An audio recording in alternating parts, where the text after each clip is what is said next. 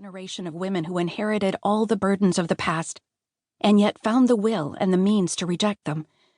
She pursued her own career, made her own money, and chose her own husband.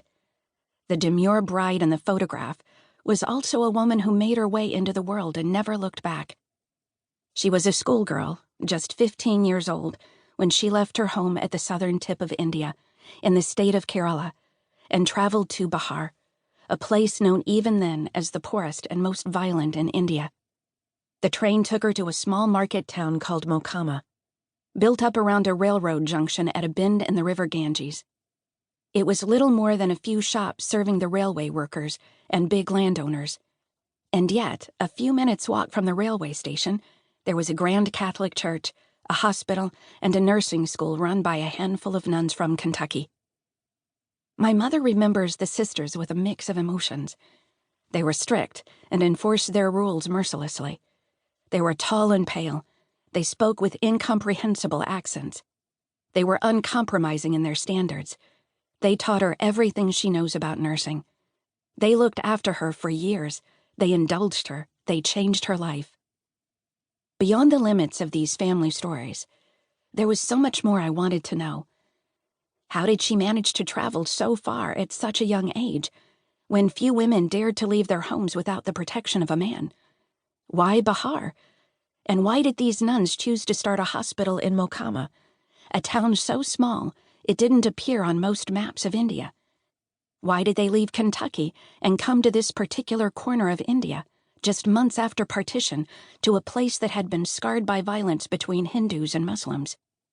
And why did they fill that hospital with teenage nurses from the other end of the country? Did they have any idea how radical their work would be? They started a hospital and school run almost entirely by women, and they insisted on giving the highest possible standard of care to everyone who walked through the doors, regardless of caste or religion. These were questions I would have to answer myself, as a journalist, over the course of years of research.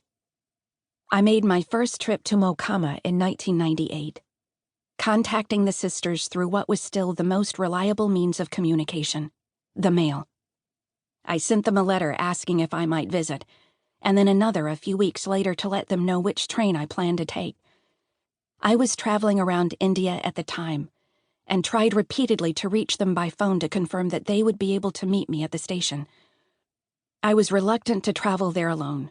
Bihar was a dangerous place, the site of a gang war between rival castes.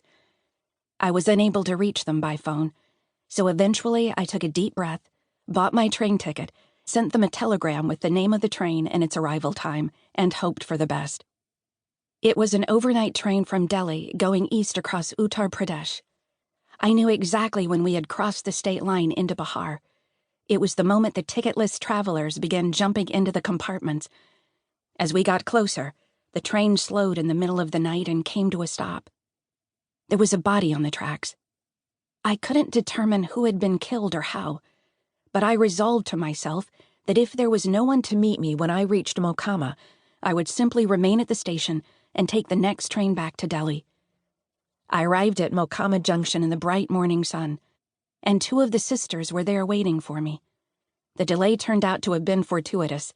My telegram had arrived just before the train, so if it had come on time, they would have missed it. I spent a few days in Mokama on that trip. Mostly, I just wanted to see the place that had loomed so large in my imagination and in the story of my family. The town was surrounded by lush, green farmland, but the sisters' description of life there was terrifying. A woman who studied there in the 1970s and 80s remembered lying awake at night, listening for the beating of horses' hooves, the sound of violence on its way. The caste wars that began during partition had continued and multiplied, as caste-based militias, sometimes including men on horseback, splintered into rival factions. Nazareth Hospital had become the place where victims of violent crime, gunshots, bomb blasts, knife attacks, came to be treated, no questions asked. It was the only place that had no allegiance to either side. More than a decade later, I traveled to Bihar again. I was in the middle of a 4-year posting as Time magazine's bureau chief in New Delhi, and the state was then in the middle of an unlikely resurgence. Say